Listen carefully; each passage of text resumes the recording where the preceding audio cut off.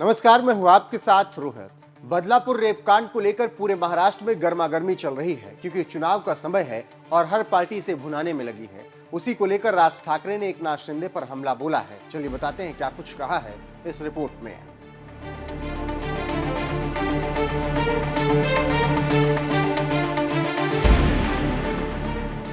महाराष्ट्र के बदलापुर कांड को लेकर एमएनएस हमलावर है और हर कोई इस पर अपनी प्रतिक्रिया दे रहा है। ऐसे में बदलापुर कांड को लेकर राज ठाकरे ने मुंह खोला और एकनाथ शिंदे सरकार की जमकर धुनाई की है। राज ठाकरे ने प्रदेश की कानून व्यवस्था पर सवाल उठाते हुए कहा कि गलती पुलिस की नहीं है। पुलिस पर जब दबाव पड़ता है तब वह कार्रवाई करती है। हमें 48 घंटे दे दिए जाएं तो वो दिखाएंगे कि कानून व्यवस्था क्या होती है।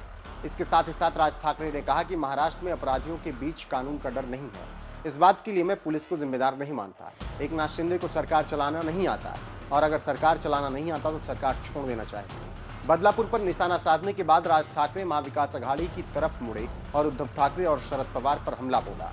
कहा कि विधानसभा चुनाव में ये सत्ता विरोधी वोट नहीं मिलेंगे। दलितों और मुसलमानों के एक बड़े हिस्से ने बीजेपी के खिलाफ मतदान किया। नरेंद्र मोदी और अमित शाह के खिलाफ ये वोट उद्धव ठाकरे, शरद पवार और कांग्रेस को गए। ये वोट महाविकास अघाड़ी के नहीं थे। यह लहर अब चली गई है। मतलब ये कि राज ठाकरे कह रहे थे कि विधानसभा चुनाव में सपना मत पालो, वोट नहीं मिलेंगे। तो आप समझ सकते हैं कि एक तीर से कई निशाने उन्होंने साधे हैं, जिसका नतीजा ये हुआ कि अब राजनीति जबरदस्त हो रही है।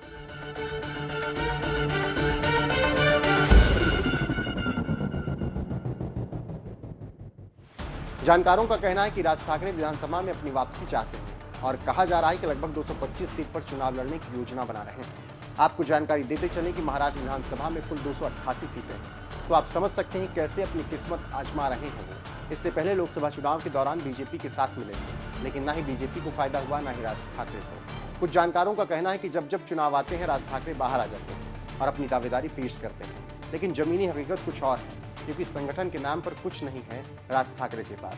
इसीलिए कुछ मोल तोल करने की तैयारी में महाराष्ट्र की जनता बीजेपी शिवसेना के बीच बटी है और ये विधानसभा चुनाव में कुछ करने के लिए नहीं है, बल्कि मीडिया में छपने के लिए बयानबाजी वो कर रहे हैं। देखना होगा कि आगे क्या होता है। चूंकि विधानसभा चुनाव होना है तो बहती गंगा में राज ठाकरे भी हाथ धो रहे हैं।